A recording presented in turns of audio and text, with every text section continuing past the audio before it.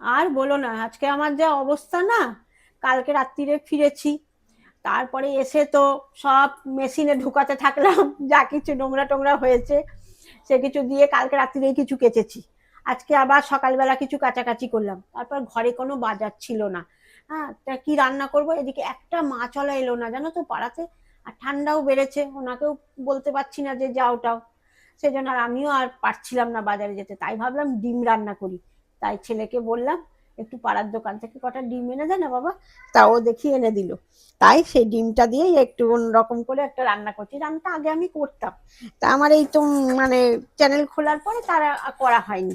তাই জন্য সেই রান্নাটাই আজকে করছি, এই ডিম দিয়ে। আর মা এই আর রেসিপিটা আজকে রাতে রান্নার ভেজে দেবে। এই দেখো তেল ছেড়ে যাচ্ছে।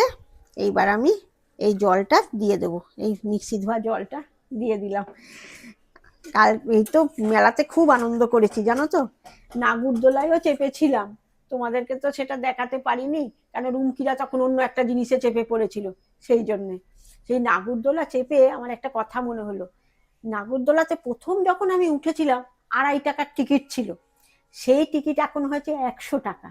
আর ওই নাগরদোলাতে আমি তখন উঠতে খুব ভয় পেতাম, উঠতাম না। তা আমার এক বন্ধু, মানে সেই তারা আমরা দুজনে একসাথে ক্লাস 1 থেকে পড়াশোনা করেছি, ভুটু তার নাম, মানে আমরা ডাক নামে, আর ভালো নাম হলো সর্বাণী।